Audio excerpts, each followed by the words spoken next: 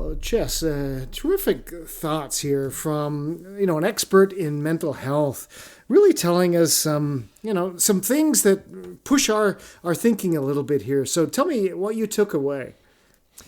We've heard this a lot. I thought it was a great refresher that so often we feel like we've got to be the rock. Yeah. We've got to be the one that everybody comes to. We can't have any flaws. We can't ever be anxious. We can't be the one that's asking for help. And I think that was a great reminder that we translate it, right? We say, I'm not anxious.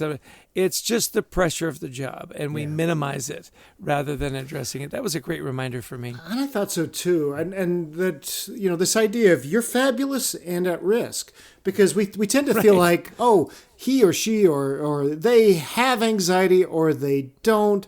But no, we're all at risk. And, you and I, we've had moments of, while we may not have an anxiety disorder, we have moments throughout our careers where we have felt overwhelming anxiety that's affected our lives.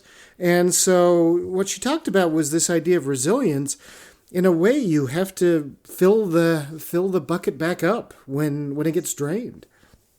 Yeah, that it's not a trait, it's a plan. Yeah. You're not born with it. It's not innate. You have to figure it out.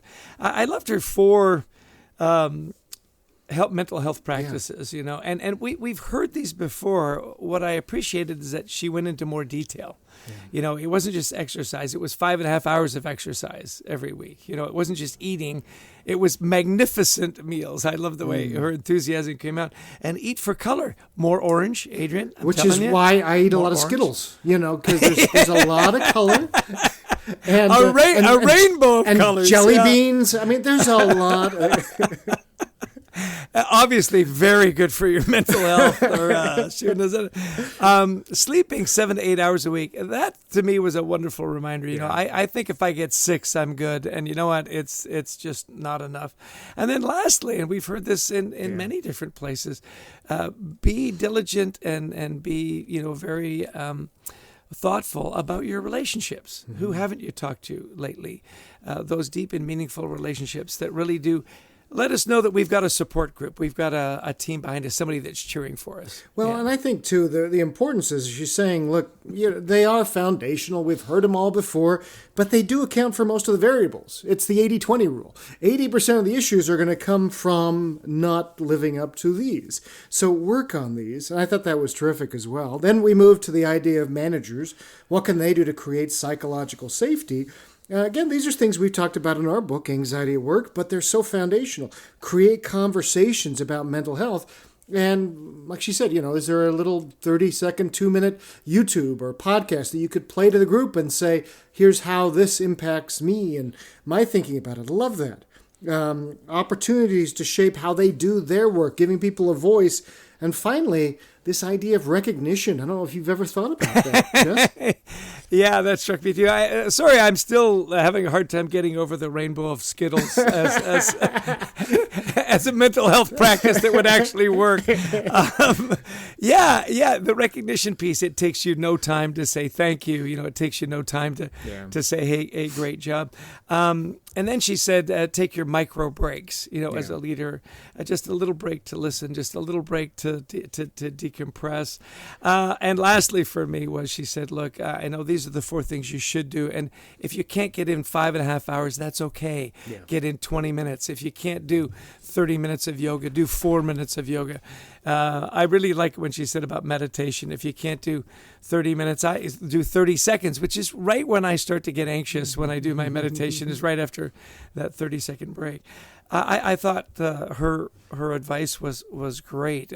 Any last thoughts from you? The last one would be this idea, and there's so much in there. Listen again. How we manage the new generation, etc. But the last one was when you're feeling anxious, separate possibility from probability. Really good. Yeah. That's a really good thought. We've heard that in different ways, but I like the punchiness of what MH is saying there, because and this is also for leaders to be able to talk with their people. They may be worrying and Get them to trust you. Get them to open up. What is it that you're afraid of? I'm afraid of losing my job. Okay. As she said, well, there's a process we go through before we fire anybody here. And it's usually weeks and months of coaching. And so you will know if you're ever going to get into that, you reduce the probability. Yeah, it's possible, but there's a whole process that goes on here. So you're helping your people and you're helping yourself as well. It's great takeaways. Yeah, and stay curious, be curious and look for different ways. Well, a special thanks, a little bit of recognition, as MH recommended to us, to our producer, Brent Klein, who makes these podcasts sound so wonderful, and to Christy Lawrence, who helps us find amazing guests. And, of course, to all of you who listen in to our podcast. We're really grateful for your time. If you like the podcast, please share it. We'd also love you to visit thecultureworks.com. That's thecultureworks.com for some free resources. And we love speaking to audiences around the world on culture, teamwork, resilience. So give us a call. We'd love to talk to you about your event. Yeah, and if you've been paying attention, you'll never look at a bag of Skittles the same way again when it comes to mental health. Hey, listen, we really appreciate your time. Share this podcast with friends and family. We are mission-driven in helping to reduce anxiety in the workplace, and we hope you have a wonderful rest of your day full of great mental health.